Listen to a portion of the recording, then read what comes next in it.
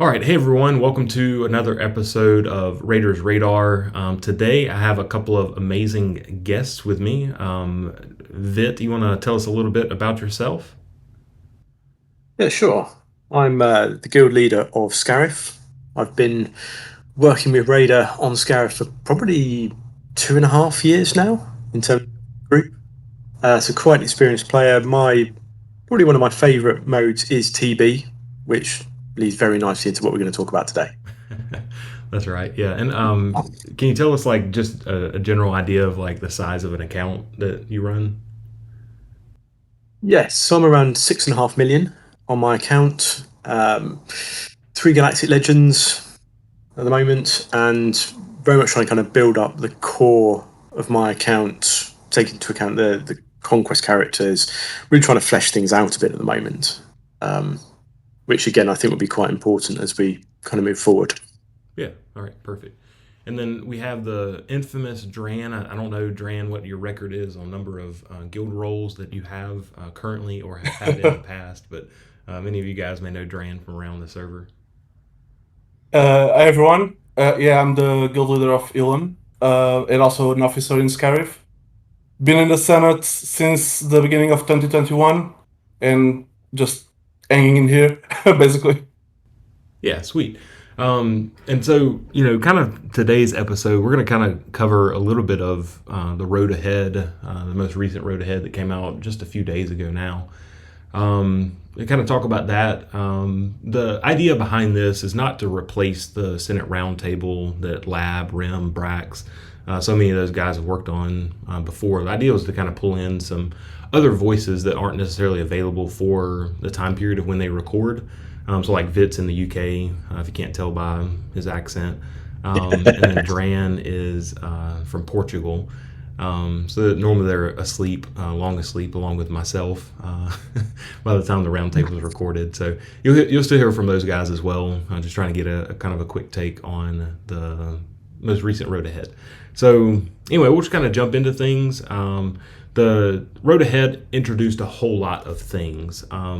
That some of them are very exciting for some players. Some of them may not be as exciting for newer players. For example, Dran can bring in some newer player insights by being the guild leader of Ilum. But one of the things that they introduced was a new TB called The Rise of the Empire. They're talking about it coming out or being released at the end of this year, 2022, or the start of 2023, depending on how the release date goes and how they get things ready. So you guys just want to kind of talk about the TB, some of the things that they may have mentioned, some of the things that we have chatted about before. Yeah, I guess so. So it seems that the TB is divided into three paths. So we have the dark side, the light side, and the neutral, which, according to them, it seems like it's kind of mixed, where you play with teams that have both light side and dark side characters, like Mandalorians, bounty hunters, and apparently the new job as well. Um, and and it seems like it's going to be a TB like focused to end game players. I don't think it will affect early game guilds or mid game guilds, because I think they'll still be focusing on the previous TBs that we still have. So it will be interesting to see how this TB will work for these top end guilds. Yeah, I'm excited for this. I think this is going to be really good. I think that's a really good overview that you did there as well, Dran. I think the mixed element is going to pull in a lot of stuff that we haven't been able to do before, and makes sense from CG's point of view as well. Light side and dark side is already there. Lots of people have got lots of Galactic Legends for those two factions. So building a new TB, if they were going to do something or anything they did, they would have had to have allowed Galactic Legends at least to be able to beat the combat missions.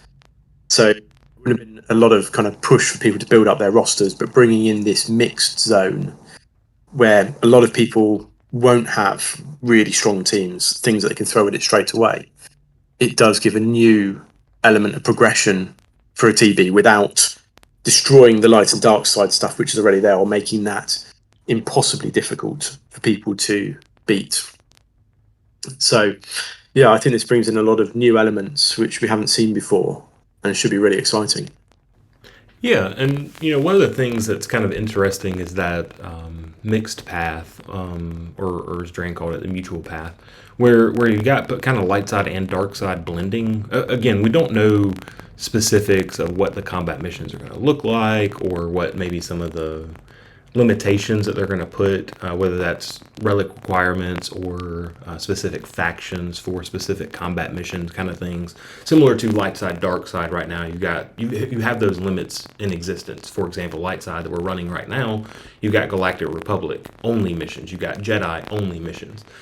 I would assume similar things would be true in that mixed zone, where you may have, like some of the things they brought out were bounty hunters, scoundrels, smugglers, and then obviously the new Galactic Legend of Jabba. I would assume there would be some limitations there, but like Vit, I'm excited about some of those things because, like, for example, Maul DeLoreans or Maul Mandos, people call them different things.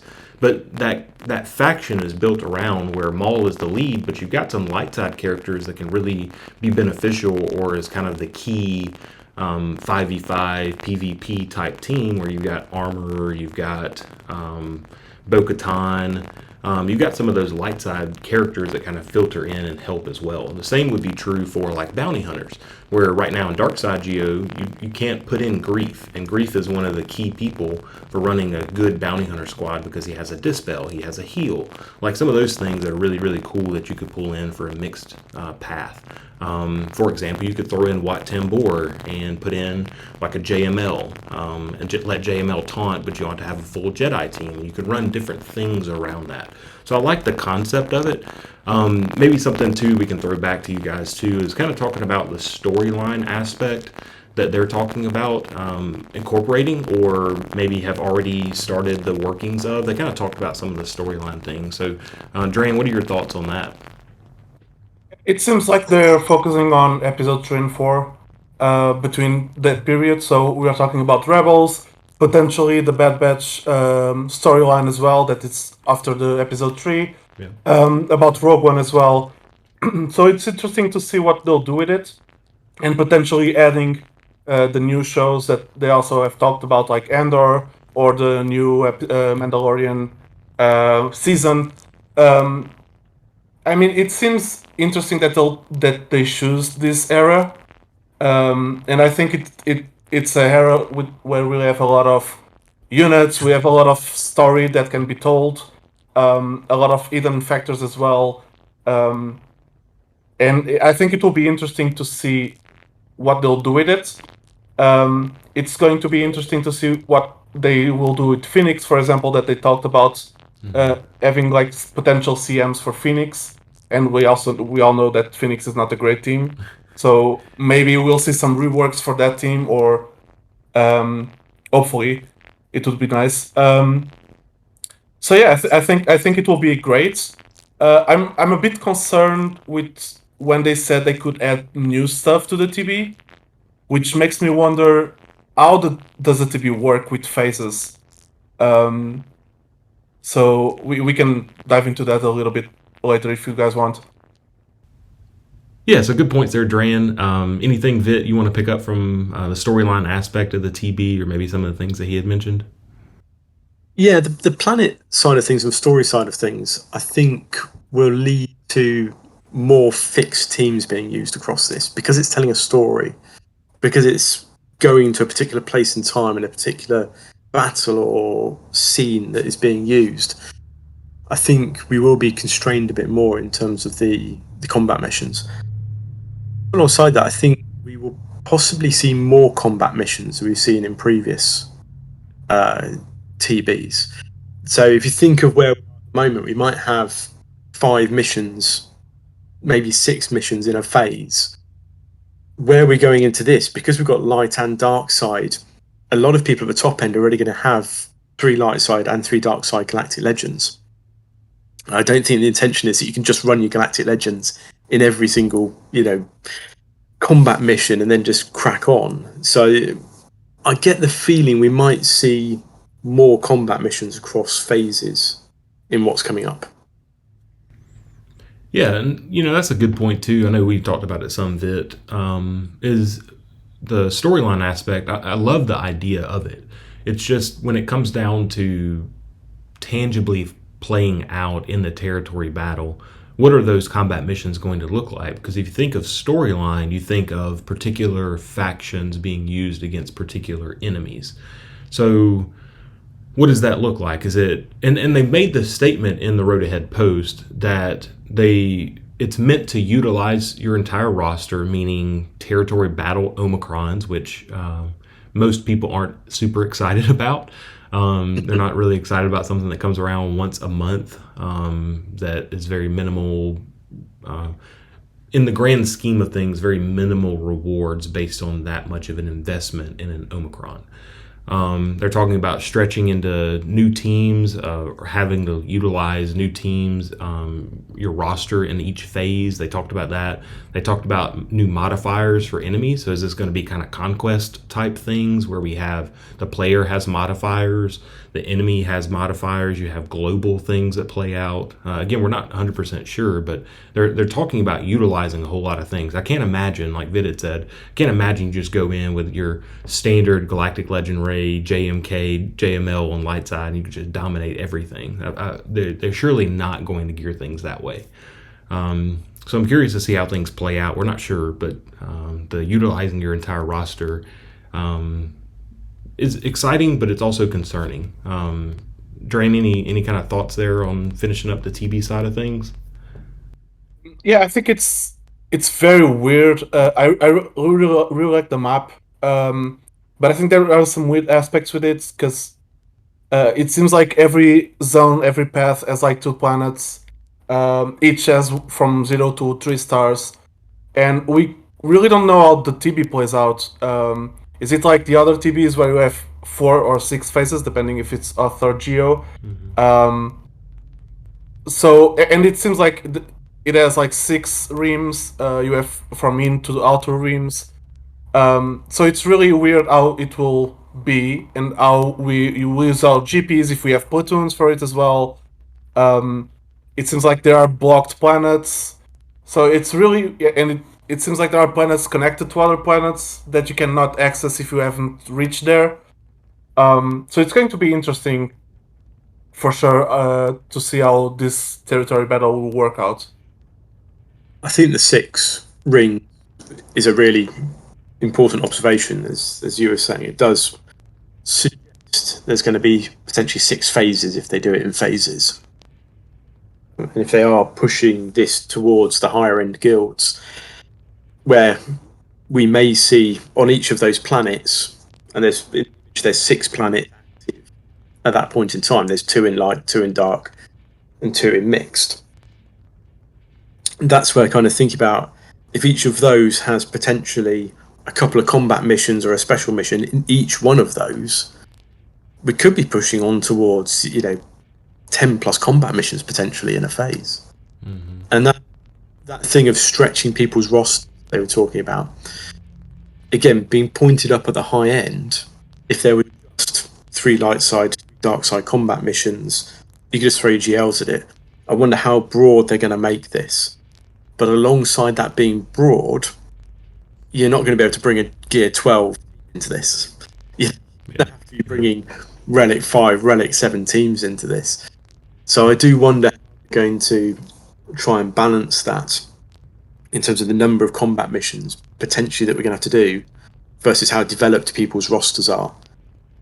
The point at which it launches, at least. Yeah, so good points there, Vit, and that kind of leads us into one of the next things that I want to talk about is that CG announced that there would be a new character similar to the Cam mission or the Wat Tambor mission in GOTBs, or in Hoth if you're there, Rolo and Imperial Probe Droid. Similar to those, this new TB is going to have a new character that will be released exclusively through this territory battle, and they announced that it was going to be Riva, another Inquisitor, another person from that faction. So any thoughts there on maybe the character or the importance of Inquisitors? I've seen quite a few people say that they think that it's going to be Inquisitors to unlock Riva, which doesn't... I don't know on that one. we haven't had that situation before where the characters that you use to unlock the character will then use them afterwards. So Shaq clones don't use Cam after you've unlocked him. Similar thing with obviously Wat Tambor. So I don't know that it will be them. I think from a CG point of view, it might make more sense to have Hut Cartel unlocking Reaver, because then you've got to gear up so many more characters to actually get the Inquisitorious team up and running. Otherwise, you get your Inquisitor team up and running, and then you unlock the key character to it. So you kind of get both at the same time, rather than having to actually gear up something else to get your Inquisitor team up and running. So yeah, my feeling is it might be Hut Cartel, but we never know with CG. Yeah. What about you, Dhraan? Yeah, I agree with what Vit said. I'm not very happy with Riva being the special mission character, and I think a lot of the community thinks the same thing. Like, she's not a really beloved character. My concern is she only going to fit Inquisitors, or will she, or will be like Wat or Cam, where she fits like different teams? Even though Cam only fits like basically Jedi's or Galactic Republic, it still fits in like JML. If it's on Padme, if it's on JMK. So depending on Riva's kits, if she only if she's only going to work on Inquisitors, then I don't think she'll be very good for people to focus on, because Inquisitors are not like really a faction that people are liking to play with. But if she works on maybe Empire or Vader or some of those teams, maybe it will be good for people to work on her. Yeah, and Inquisitors require a ton of gear to gear up. It's not a great faction right now.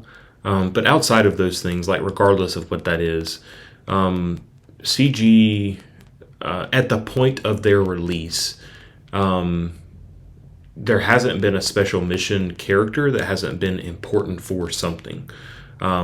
So while Rolo and Imperial Probe Droid were a little bit before my time of playing, at the time I assumed that they were essential to some of the factions that they were pushing. I know for sure Wat Tambor and Cam both are essential for Jedi and then Separatist or cheese teams for Wat.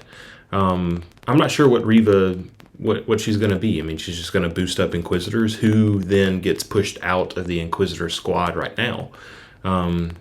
Because you've got 5 main Inquisitors all required to unlock Grand Inquisitor. Grand Inquisitor takes place of one of those now. When Riva comes, does she take place of another? So now you've got 7 Inquisitors and nobody really to take a second full team. So I'm curious to see what they do with her. Like to Vit's point, and like Dhraan had kind of also echoed, I'm not sure what the unlock is. The data mine that somebody had put out, or a leak, or a potential beta developer type thing, was the only thing that everyone is basing their assumption off of right now. And it was literally a screenshot from SigSig that said Grand Inquisitors or Inquisitors will be required for the Riva special mission. And again, that's all we have. I'm not saying that it's false, but I'm saying that's all we have. We've had data leaks about the Ravager. We've had data leaks about various things that some have turned out to be true, some have turned out to be wrong. I'm not going to jump on the bandwagon yet and tell Scarif or any other people out there to drop everything that you're doing and start farming Inquisitors, but just kind of keep that in the background. If you don't have anything to farm right now and you're in between farms and you're in one of those upper end guilds of Ryloth, Endor, Scarif, Zoist, or Zeos, I don't even know how you pronounce it, Mandalore, etc. Like, if you're not already farming those things, you're trying to find something to farm, like, sure, go ahead and throw some hard node energy toward them, but I wouldn't throw gear at them yet until we know a little bit more. Yeah, actually, I'd like to add up the potential new currency. So Get 3. Okay. Potentially being brought up with new units, probably. Okay. Anything from you that you want to add? Anything just to kind of finish off that discussion on Reaver was, we could be in a, if Inquisitors required for Reaver, we could get into a situation where unlocking Reaver makes the mission itself easier. True. So Yeah, but you almost get this kind of snowball thing of the guilds at the top who have already unlocked her get a much higher unlock rate of Reaver shards. Mhm. So that would be a situation to get into if it is set up like that. what it doesn't make sense to me is, like, why would you want Riva if you don't have Inquisitors? Because if you need Inquisitors to get Riva, then it makes sense for you to get Riva. But if you don't have Inquisitors, then you don't really care about Riva. It's not like Cam or Watt, where they are needed in other teams and everyone has Jedis. So Although for a long time people were saying that Cam never really had a home, especially in the early days. It was only really Trash. newer Galactic Legends came out that he really had a home of sorts. All right, guys. So, any last thoughts on the TB stuff before we jump into the next thing, which is mods? yeah, I think one of the important aspects to the new TB is we're probably getting a new currency. So probably get 3. Since we already get 2 for the Geos TBs and they get 1 for the Auth ones. And this may bring like a new unit exclusive to the Get 3, and potentially making Cam and Watt more accessible with Get 3 tokens. The same way we had Rollo and IPD to have more accessible with the Get 2, and Negotiator and Malevolence being the exclusive units you get with Get 2 as well. So I think we can expect also new units with the Get 3 tokens. Yeah, any thoughts on that, Vit? No. Concise, to the point. No, I think it's interesting if there is a new territory battle. Usually, it's come with a new character. Obviously, we've got Riva. We talked about that. Currency and or progression. I think it goes without saying, but say it just for the sake of the argument and kind of continuing. I think if you are one of those guilds that, again, they stated that it's tuned for the upper end of guilds. So if you're getting the lion's share of rewards, was I think how they phrased it, of Lightside Geo, you're going to want to push this TB, this new TB, the Empire, the Rise of the Empire. I think that if you're in one of those guilds, Ryloth, maybe Dagobah is kind of on the edge of that, and Bespin. I'm not sure what the cutoff's going to be, but if you're in one of those upper end guilds, for sure, us as officers and Scarif are going to be pushing that. Ryloth, Endor, Zeost, Mustafar, Mandalore.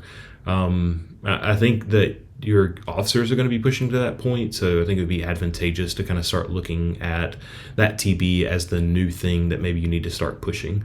And kind of maybe as closing thoughts, not to jump ahead because we'll get to how this impacts our farming at the very end of our discussion today. But I think that also is a good thing that they're pushing the territory battle, because a lot of the mid-game to late-game players, like, what are you pushing right now?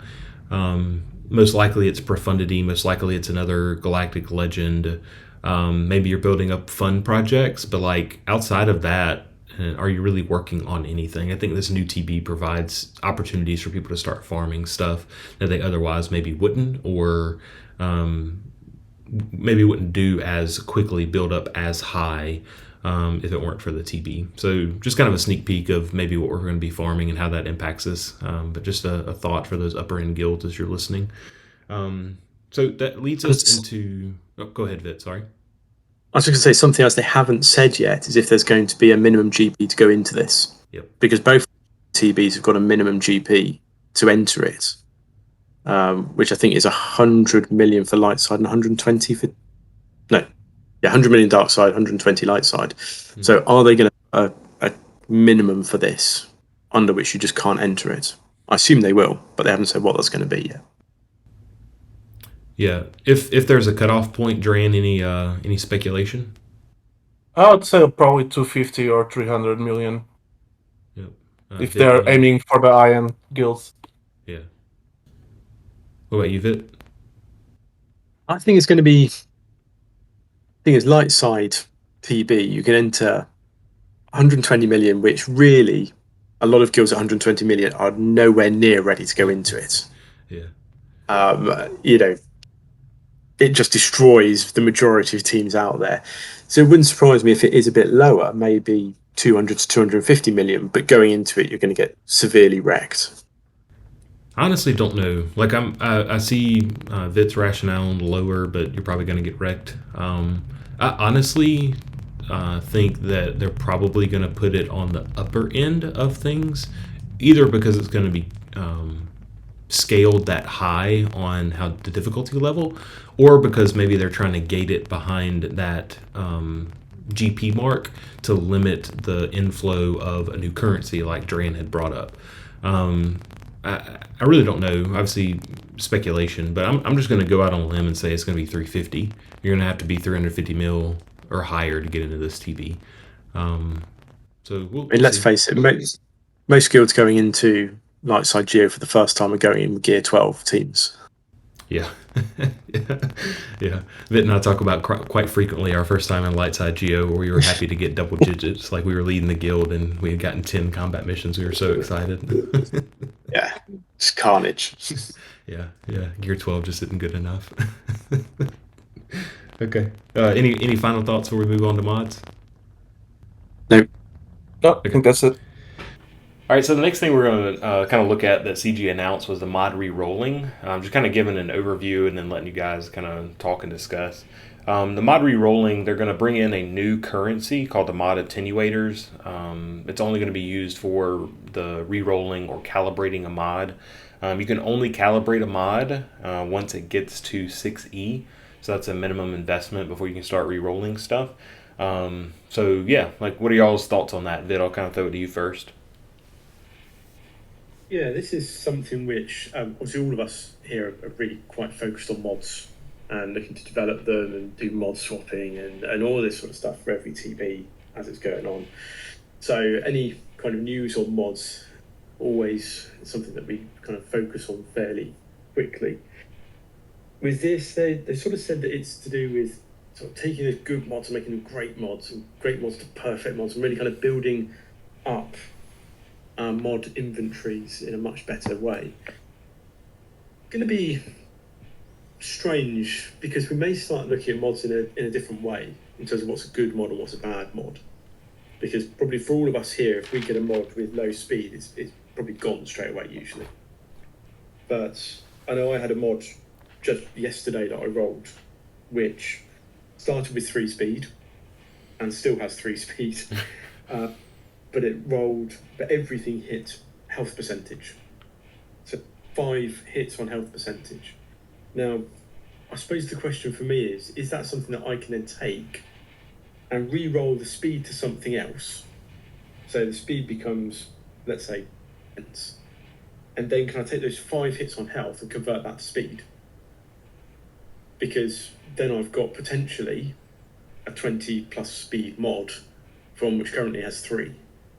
Now, they said they're going to limit how many times you can make changes on a mod. They haven't said what that limit is. So I'm interested to find out more information on this because it could very much change how we look at mods as to whether they're good or bad. Yeah, any thoughts there, Dhraan, to add to it? I mean, the rerolling, according to the video they showed us, you can't really show to which stat you want to transfer that roll. So, for example, if you take from, taking your example, if you take from a 5 roll on health, you can't really choose it to go to speed. It will go to either one of the other 3 stats. So, even though it's a 3 speed mod, I don't think it will be worth investing the reroll currency into that kind of mod. I would probably be looking more at 6A mods that have 4 rolls on speed, like a 20 speed or a 22 speed with 4 rolls, but you can't really slice it more. I think that will be a good investment for the currency. But this, I think, touches on actually what are you re-rolling on this, because video they just show you re-rolling a single stat with I think 1 hit on it, which is so if you take something which is 5 hits on health, does that convert it to 5 hits on speed? No, I think it's only 1 roll at a time. Okay, interesting. because they haven't explained that or really said how it works. They haven't shown Yeah. with multiple hits on it. So definitely something we need more information on, because if it does re-roll a stat, taking into account how many hits you've had on it, then it could be very interesting. Yeah, I think it will be a good system, especially for like lower GP players that haven't focused too much on mods, or are less knowledgeable with mods, and I think it will be a good system to improve those players to be more effective on TBs or even in territory wars or just in any aspect of the game, because mods are really important, and it's important that you have good speeds mainly on your characters to be able to outspeed other teams and then beat them. It doesn't look that great for people who have invested a lot in mods. People like the three of us that have a lot of investment in mods, to try and make our account balanced and have good speeds overall. But I do think ultimately it's a good system that will improve everyone, and the players that have not great mods will have now good mods, and us that have like great mods will probably have perfect mods. But it will be interesting how this change of mods will change the accessibility and how it will affect the meta, and also how it will affect the recruiting that we do for like these competitive guilds. Yeah, so just been looking at the video again, and you are right. It is a single roll on one of the stats which gets transferred. But it looks like it is at the same, almost the same quality is what it looks like. So if you get a good roll, so if you've got a 0.5% on offense, then that would presumably transfer into a fairly good speed on something else, is what it looks like. So yeah, it looks like you can move around a couple of bits, but not wholesale. Yeah, I'm just kind of a couple of thoughts here on my own too to add to what Vitess and Dhraan have already said. Number one, I think 7-mods are coming at some point. That's just the nature of the game, that is a progression game. 7-mods are coming. Relic 10 is coming. Relic 12, who knows? That progression system, Capital Games has to work in to get people to spend money. And look, people that spend money, more power to y'all. I mean, you keep the game free for those that choose to play free. So if they're going to monetize something, the game has to have that or the game won't survive. They will monetize 7-mods just like they will monetize the current re-rolling system. We don't know how the currency is going to be gathered. The mod attenuators, like, are they going to come from Galactic challenges now? Are they going to come from the new TB? Are they going to come from Conquest? Like, we have no clue where they're coming from, but they're going to be able to monetize them, or else they wouldn't release this new currency. So that's kind of one thing. Two, I'm glad it's not 7-mods right now. A couple of reasons. Some other content creators have stated this as well. If there are 7-mods, now you get into ship speeds, and that being an issue. So now, instead of putting 7-mods on your really, really great mods that you need that one extra speed on, that's a 23, a 24, a 22, 21, whatever, you took it all the way to 6A, that highest gold that you can, and it still did not hit that one speed. Instead of rolling those to try and chase speed, now you're trying to put stupid 7-mods on Piet, who really doesn't need it, just so that your executor goes first, or you're trying to put it on General Kenobi, who really doesn't need 7-mods, just because you're trying to keep your negotiator going first. 7-mods are coming, but I'm glad it's not right now, so that we as the player base can invest in our speed mods right now, rather than just trying to chase 7-mods for ship speeds. So that's just kind of my thought on that. I don't know. I've had a couple of people reach out to me. I don't know what this means for my modding system, my modding rolling, what I choose to invest in or what I choose to not invest in, how I rank my mods that are going to be recalibrated or rerolled. I have no clue yet. I need to see it play out in game before I try to give out any advice. One of the things that I do think, maybe to Dran's point, not to like contradict, but I just want to be issue a warning to those that are listening. If you're bad at mods, you're probably bad because you just chase a mod hoping that it hits that speed. Like maybe it has two other good stats and it's hit flat defense. So surely the luck will roll around and you'll hit speed, and it just never does. If you're bad at mods because you just don't know how to farm, or that's just not an area of the game you're interested in, I think that the mod calibration is another area of the game for you to just sink resources in needlessly. If you're bad at mods, the mod calibration thing probably isn't going to move the needle a ton. It can help you, sure. It can help you because you can transfer some of those flat defense, flat protection to hopefully speed. But if the other three stats on that mod are trash, you're still hoping for speed. It's a good way to sink a whole lot of resources into it. So kind of be careful on that. I think those at the top end of the game, those that have invested a ton into mods, and I could list off names in the Alliance, but those that have invested a ton into mods, I think you're going to really benefit from this because you probably have a good system of farming, upgrading, slicing, etc., so that you have a good depth of mods to now that mod calibration can really help you out. As a note, and I'll kind of throw it back to you guys too, as a note, just general, before mod calibration stuff even comes out, synergy is still king. Speed is kind of second under that, regardless of synergy. If you have a 27, 28 speed mod, it doesn't matter the synergy. But if you have a 27, 28 with good synergy, by that I mean like an offense set mod with an offense primary triangle, that's a great mod. If you have the secondaries that also align with it, flat offense, crit chance, speed, and then a random thing like a health percentage or a defense percent or protection percent, something like that, like synergy is still going to be king. So just kind of a note on mods. Throwing it back to you guys, any final thoughts on the mod re-rolling or what I had said? I think that's a no. I think so. Yeah. Seems like a consensus. Okay. All right. More of a general point. Most of the stuff that I said in that first part was entirely wrong.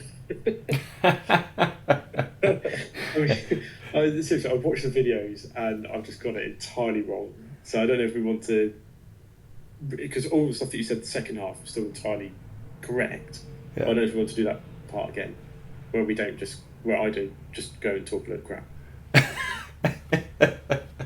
I don't know.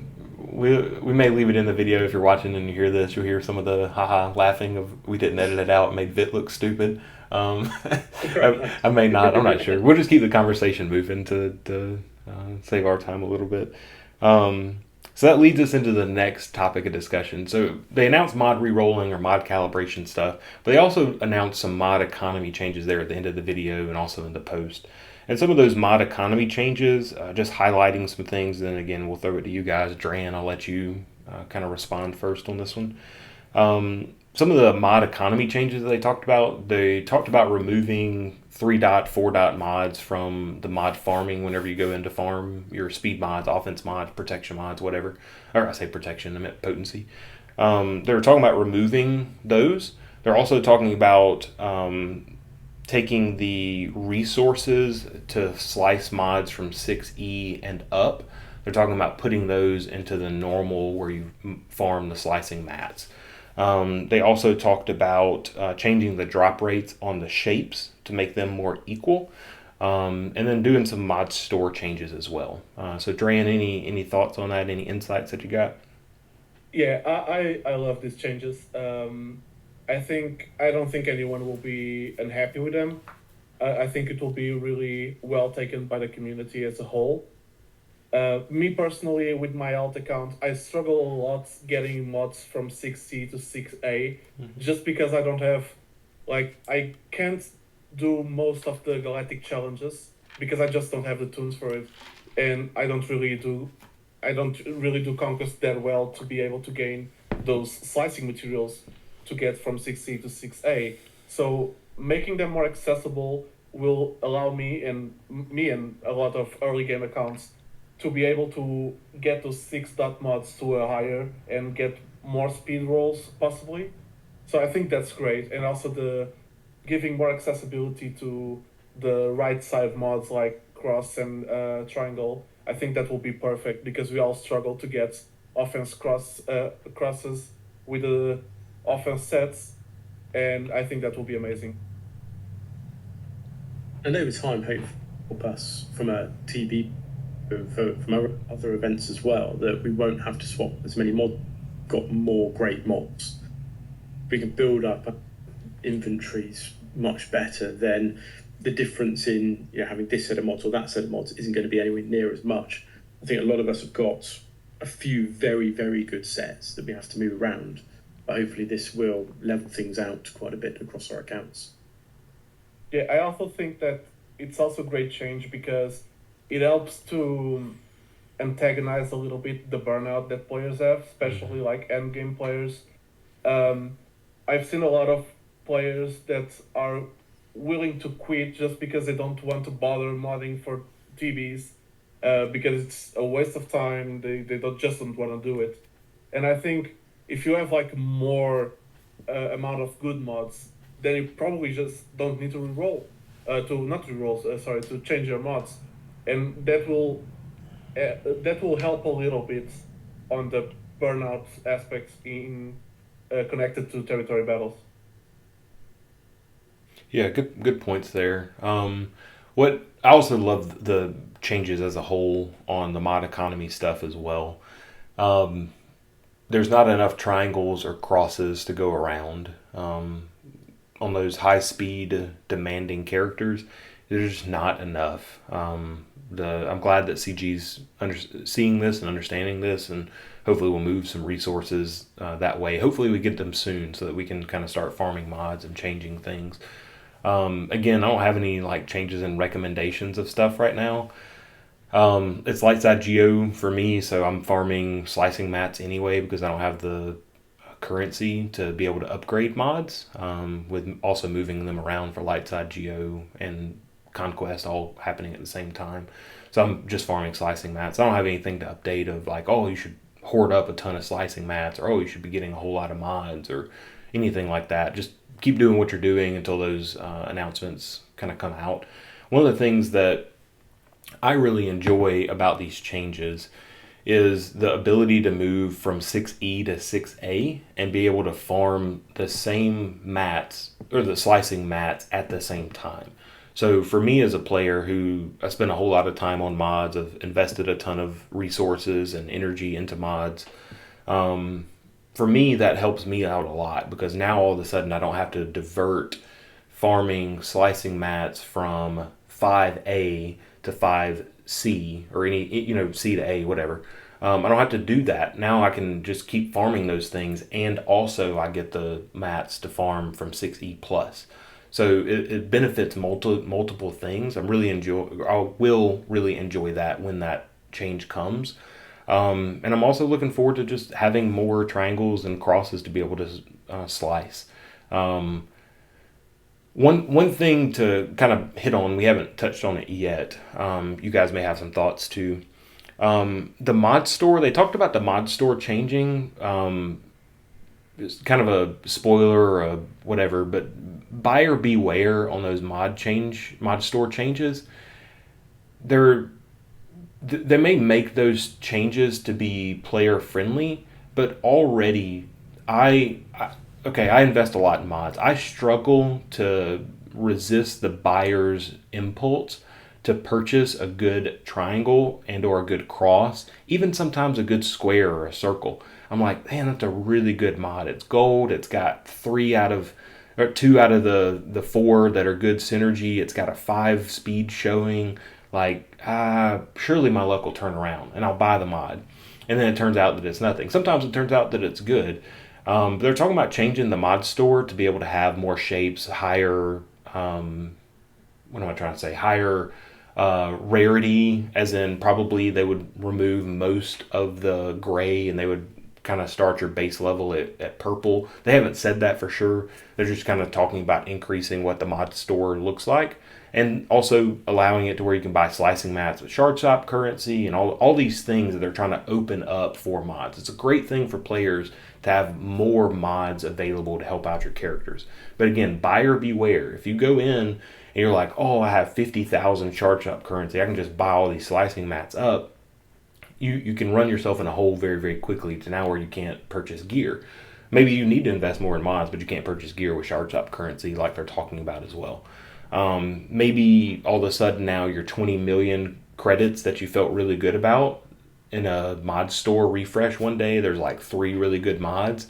Maybe they change or update the cost of the currency on those mods. We're not sure yet, but again, buyer beware. Just kind of wait and see what happens. If you have bad mod habits, you're probably going to continue those. Buyer beware. If you have good mod habits, buyer beware. You're probably already going to be filtering those out. So, any thoughts on that before we move to the next thing? Yeah, go ahead, sorry. I was only going to say more of a general thought that I think as people start to get those better and better mods, and it starts to perhaps flatten out some of that advantage that certain people have, and of course some people will always have that advantage because they've started earlier than other people.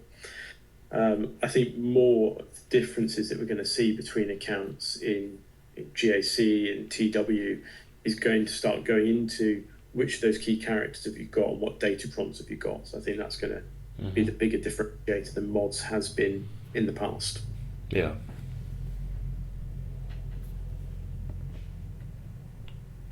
Dhraan? Yeah, I really hope that mod changes on the stores. I think it's important. I think it's about time they remove gray and green mods from the shop as well, because I mean it's not really worth to buy it. I don't think, maybe even blues. I don't know, but I think the shop will become more of a like looking for the perfect mod rather than just buying a mod that just has 5 speed and it's a good set. I think it will be more like, oh, this mod has 5 speed, also has offense percentage, also has offense flat. This is a perfect mod to buy, rather than just, oh, it's 5 speed, I'll buy it and see how it rolls.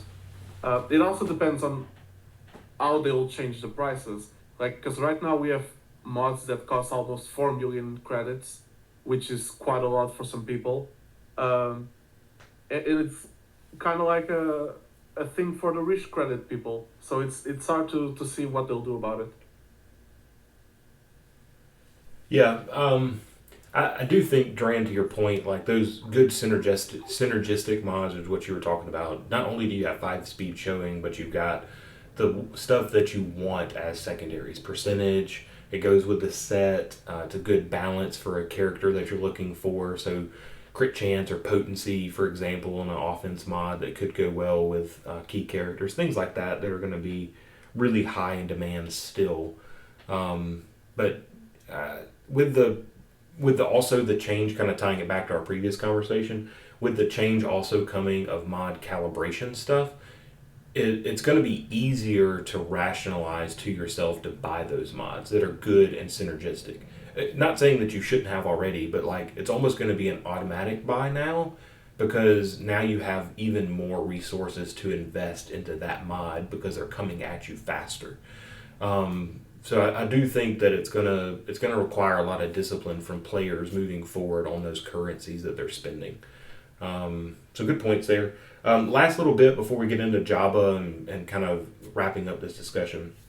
They finally announced Phase 1 gear changes will be coming, the things that they promised us a year ago now at this point. The Phase 1 gear changes are finally coming here soon. Who knows when that's going to happen. Any thoughts on that, guys, with the economy changes? Good. Enough said. Yeah, looking forward to it. I mean, looking at some of the farms that I'm doing at the moment, especially moving into Java, there's just so much need for some of those. It will help a lot. Yeah, I've been like on my small accounts, the shard shop has been like the best way to get some gear. Especially like the gear from gear 12 to gear 13 that you need to farm with fleet energy. Like you get a lot of those in the shop shard, and I think adding some gear like maybe Kybers into that shop, I think it will be really good. Um, and I think it will be one of the things that will drain the shard currency for a lot of players. Adding the slicing mats and also this more core gear, I think it will be people will run out of shard currency really quick. Yeah. I think that's a given. Yeah, I always It's a struggle to good keep thing mine. though. Yeah. Yeah, I always struggle to keep my Sharp Shop currency up so that I can buy the core gear. And now Datacrons, man, you got Datacron stuff at Sharp Yeah. Shop too. So, another good thing too on the economy changes, they noted this a year ago now whenever they announced it, but they kind of hit on it again in the road ahead. They talked about flattening the TB rewards. So more, they said more is going to come out with the release of the new territory battle, but I'm very, very curious to see what they do with that gear changes on the territory battles. Because, for example, hard conquest and normal conquest.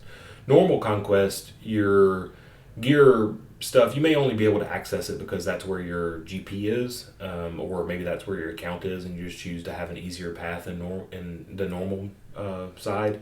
But for the hard side, like the first box in hard is better than the last box in normal. Is that going to be the case in the new TB? Is 30 stars in light side Geo or 25 or whatever number you want to throw out there for light side Geo, is 4 in the new TB going to be just as good as that? Like, I'm just curious to see what they do with that. Any thoughts there before wrapping up economy changes?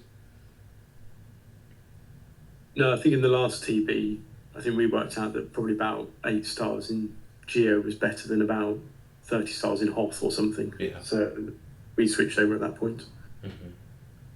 Yeah, I think it will be around the same. I think we will probably notice more from dark side Geo over to the new TB rather than from the light side one to the new TB, which I mean it's kind of obvious. Yeah. But I think, like, depending on if you can choose where the new TB will happen, and if you can choose it to have it on during the dark side one, I'm pretty sure like Iron guilds will run a light side GOTB still and the new TB, because it will be like the more efficient gear that will be coming from that. Yeah, that's right. Okay, sweet. Well, the last kind of two things that we're going to talk about, the last set of the Jabba the Hutt Galactic Legend requirements came out in the road ahead that they announced. Just kind of giving a summary of what those requirements are from a relic standpoint, and then we'll kind of throw it to Vit and Dhraan to talk about. Vit, you can go first on this one. So again, they announced the last requirements for Jabba the Hutt. They said, so total, kind of a synopsis, there's 3 Relic 3s, 1 Relic 4, 3 Relic 5. Of those 3 Relic 5s, all of those are the new marquees that they've announced and released, none of them of which are farmable as of the date of this recording. 2 R6s, 4 R7s, 1 R8, and then a 7-star ship in Outrider. So Vit, what are your kind of thoughts on Jabba as a galactic legend, some insights that they shared in the road ahead? Yeah, I'm going pretty much straight for it on this one. All in. I think. All in for the big boy. Yeah, absolutely. It's very much what they're saying focused on TB, and I think with thermal detonators being one of the mechanics they're using, that may well be less, not as strong against other galactic legends, because obviously you can just wave off the percentage health damage for the galactic legend itself anyway. So yeah, it does seem to be a bit more kind of TB focused. I was in a bit of a spot where I could anyway sort of look at what I was going to do next. So I've started going straight in for Jabba. I think, as we spoke about before, with the new TB, the mid bit, the mixed bit, is the bit where most of us are going to be least developed. because we have focused on light and dark side before. So I think that's going to make the biggest difference for guilds in terms of pushing higher stars and potentially better rewards for TB. I think Jabba is going to be key. Dhraan, what are your thoughts? I really like the requirements for Java. I think at least 2 out of the 3 new marquee characters would seem pretty good. Lando looks pretty good with scoundrels. Leia seems to fit really well in with the new Java, even though we still don't know the kit for him. We have a lot of requirements that are shared with other GL, specifically JML. We've got N, JKL, 3PO, and those are really important tunes overall, and it's really nice to see them again required for new GL. I think Java is not an endgame Galactic collection like JMK and Lord Vader were, and I think they meant to do that. I think they meant for Java to be like a mid-game kind of GL that people could aim for. And especially, it seems like they focus a lot in also raids.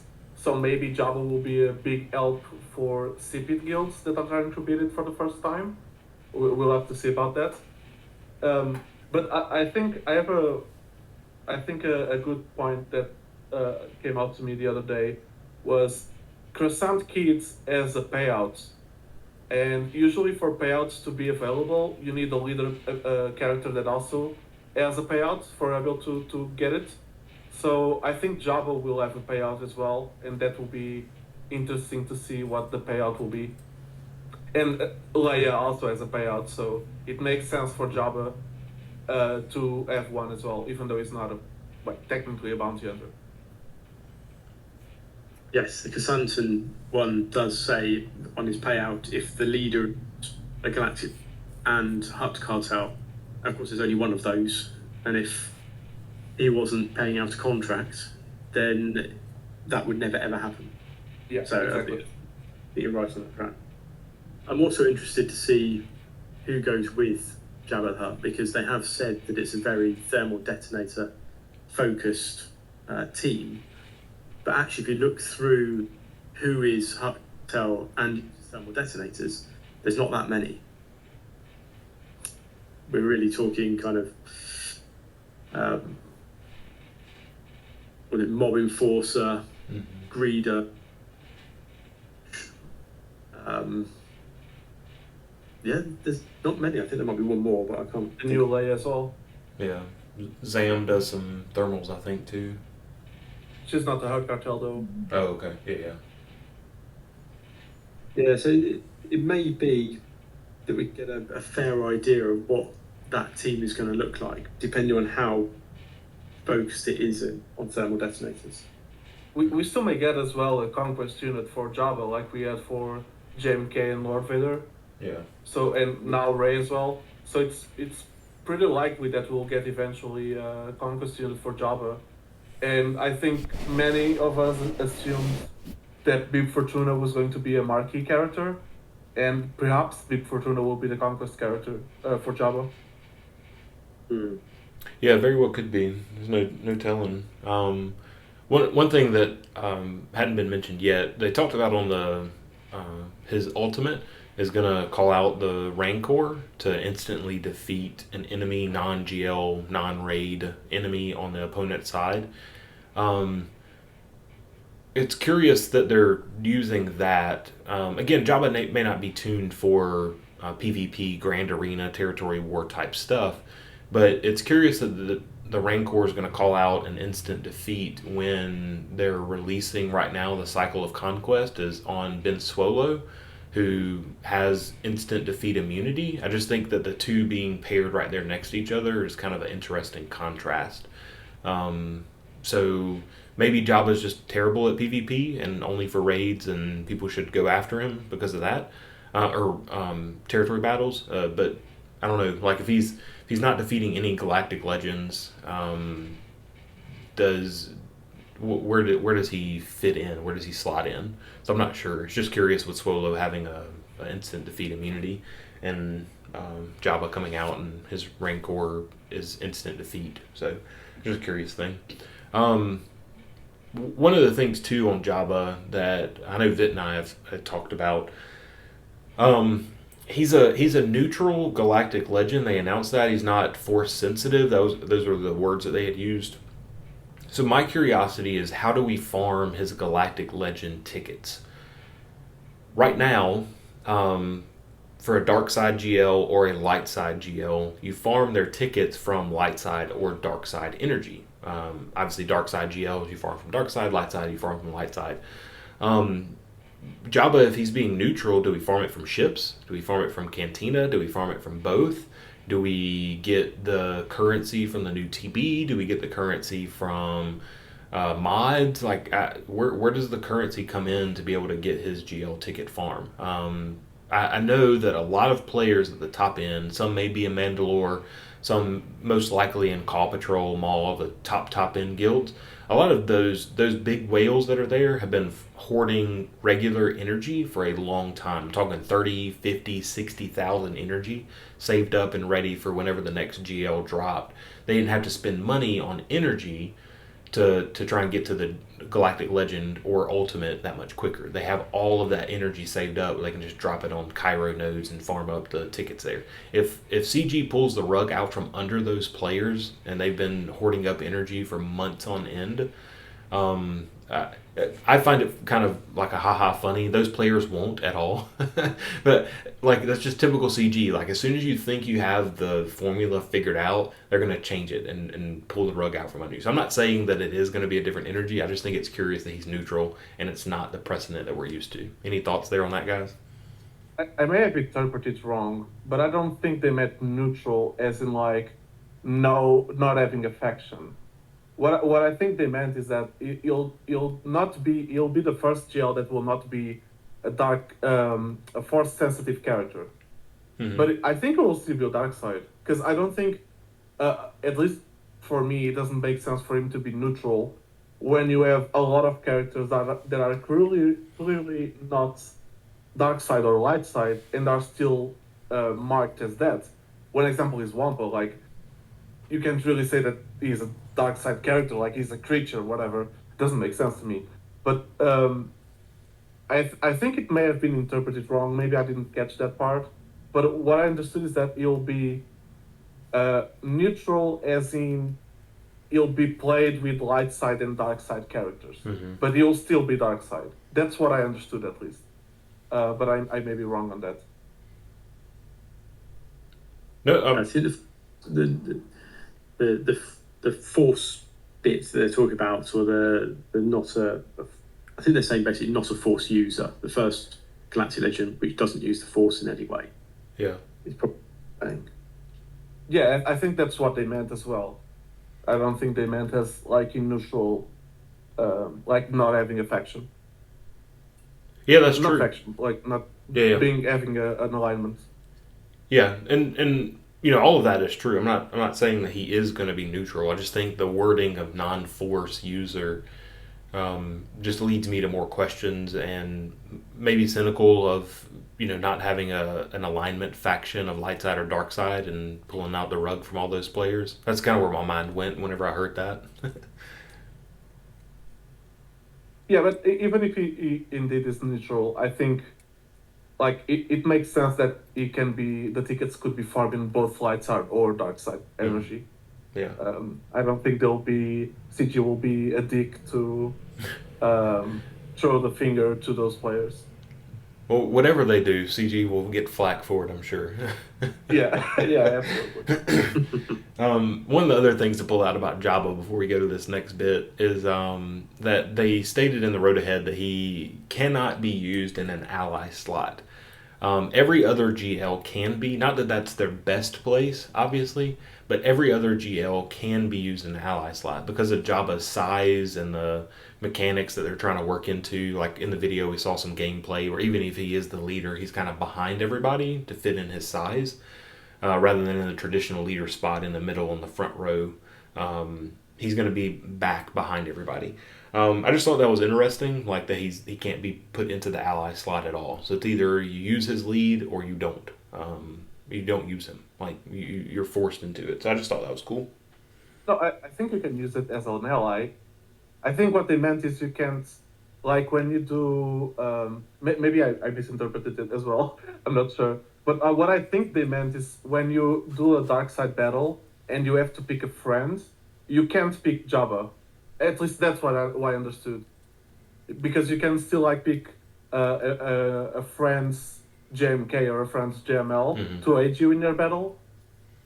At least that's what I interpreted, is that you can't pick Jabba because like you don't have space for him in the team.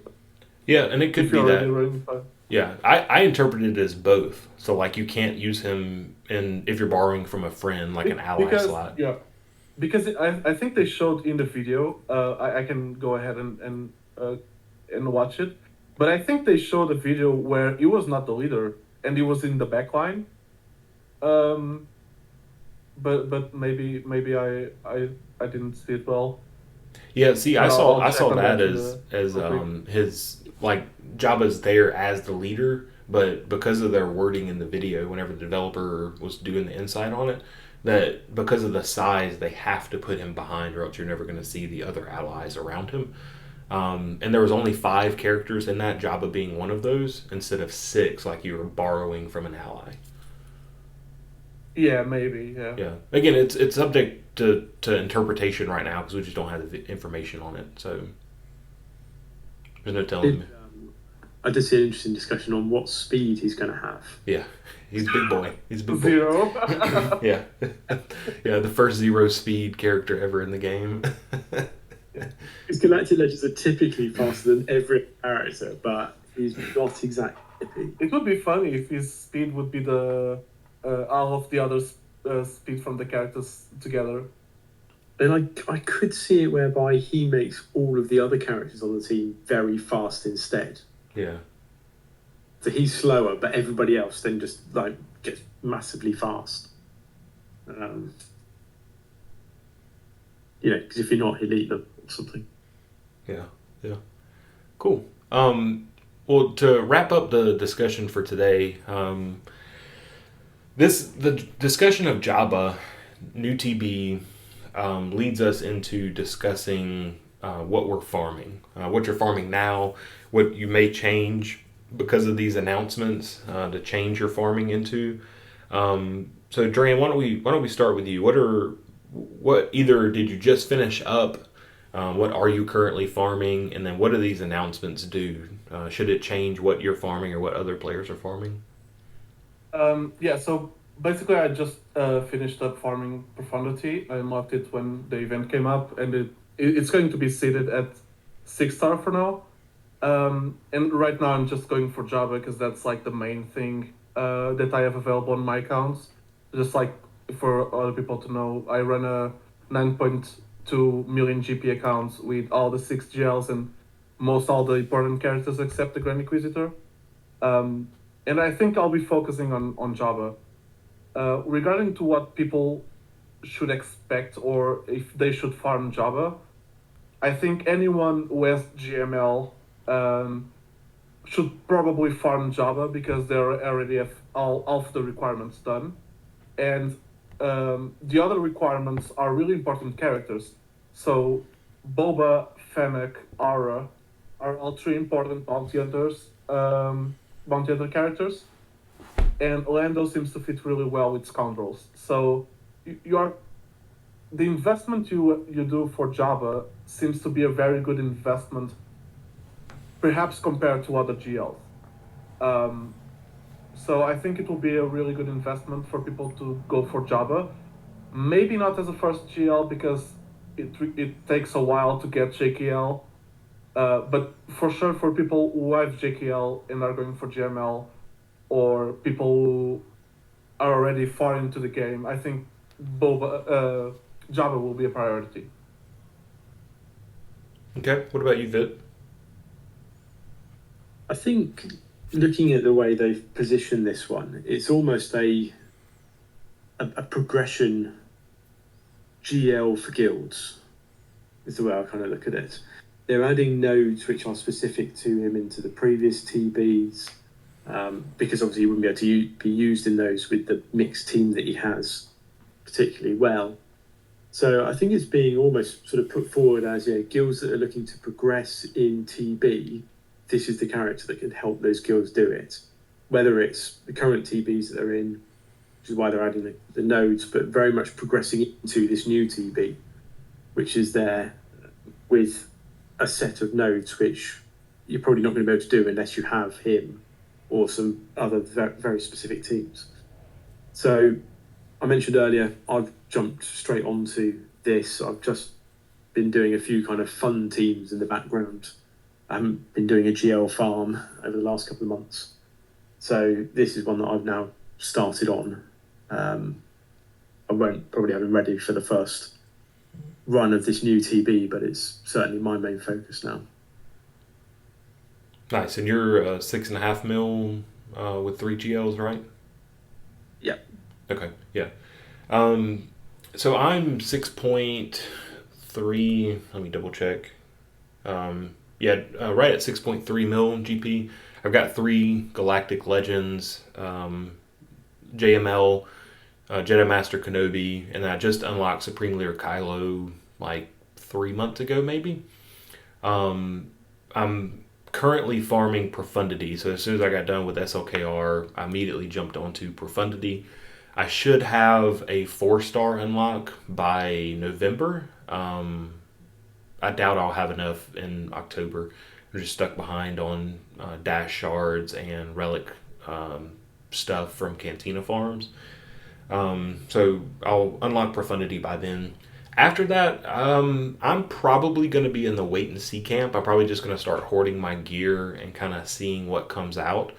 Jabba will probably be the answer, but if the new TB, because Scarif is going to push for that, if the new TB requires a particular faction before you can even get to where you utilize Jabba, and the guild needs help getting over that hump, I want to be able to have the gear hoarded up to be able to help us get over that hump.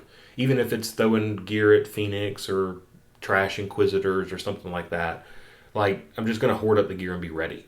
If Jabba is right there at the start and we can see immediately that he's going to make a huge impact, then I just throw the gear at Jabba and continue my progress. If CG releases it releases the new TB by the end of the year or even the beginning of next year, I won't have enough time after Profundity to have a whole lot of gear anyway, so there's no point in me throwing gear at Mob Enforcer when I could save it to help us out in the short term. So that's kind of my plan.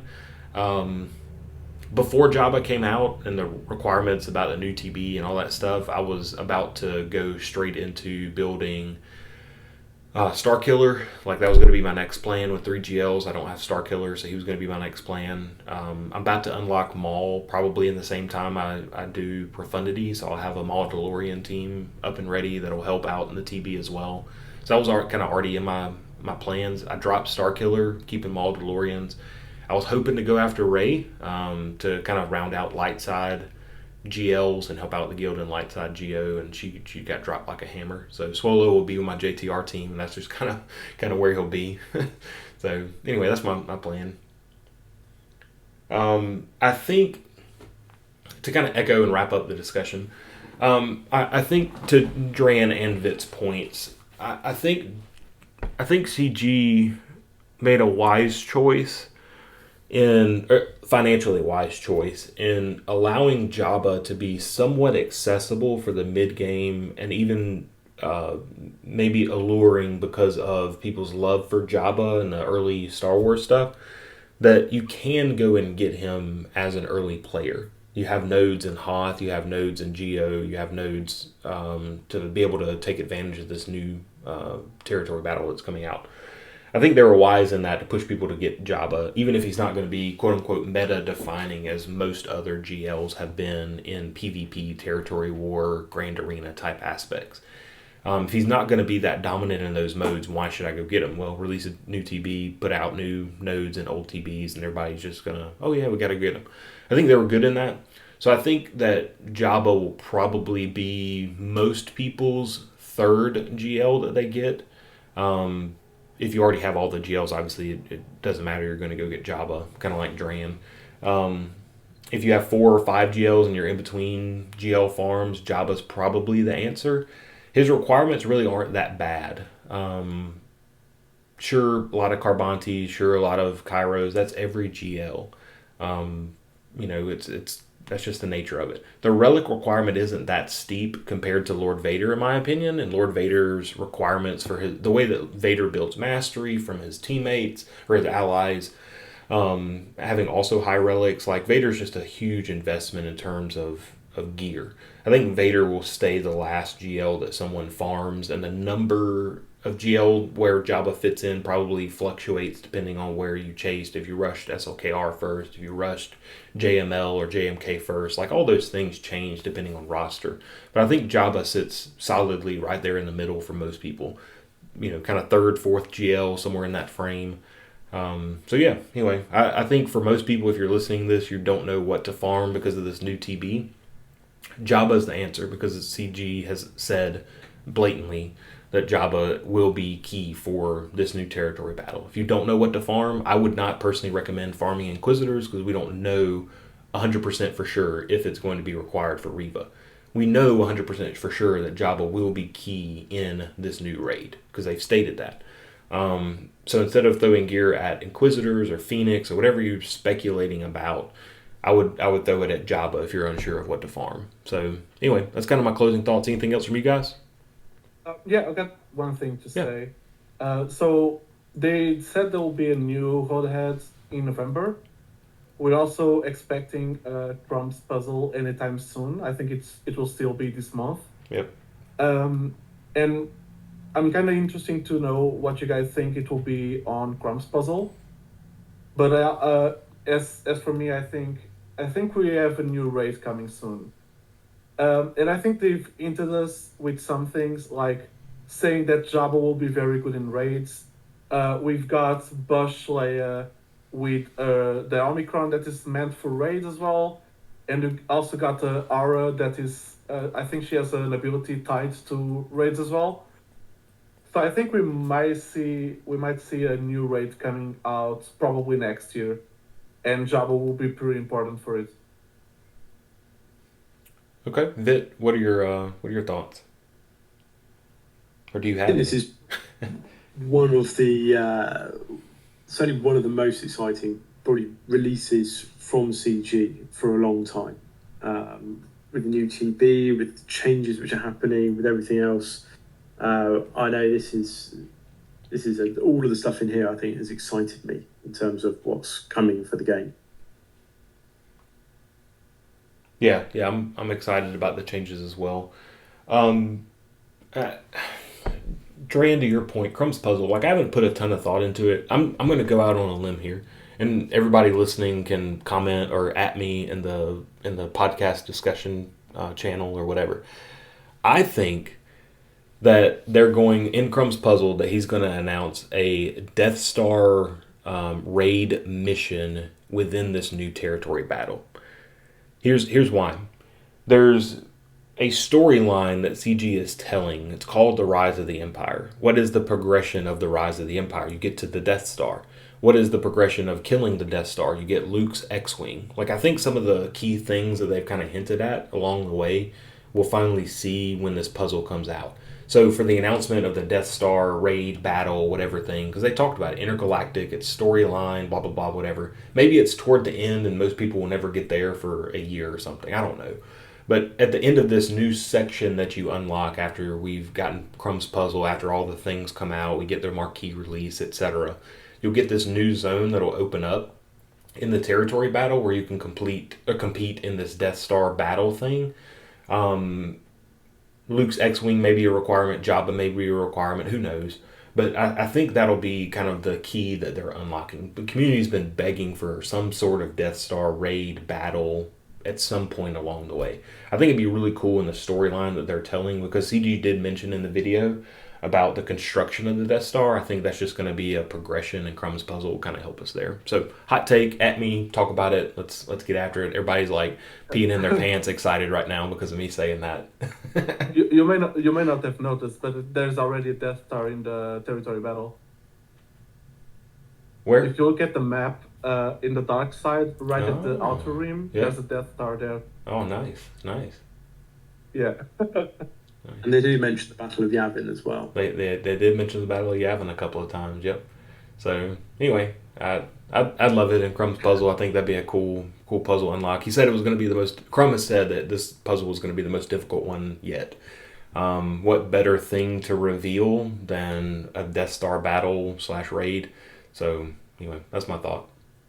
Yeah, I think that would be great as well. Cool. Interesting. All right. Well, that wraps it up for today. Appreciate you guys listening to the episode, those that have hung out this long. Feel free to comment on our discussion. Appreciate Vitess and Dhraan both for joining me, taking time out of their day to join us here on this discussion. Hope to include some more voices in later episodes that can kind of represent more of the community from an international standpoint that can't necessarily record always in other time slots. So this didn't work out this time to pull them in. Most of them short notice, had things going on. They have jobs, losers. Quit those jobs and just play Swugga for life, man. That's what we do. Yeah. So anyway, appreciate you guys' time. Look forward to hearing from you guys again in another episode and maybe pulling in some others as well. So that's all the time we have for today's episode. Thanks for joining and have a good one. See you on the holotables.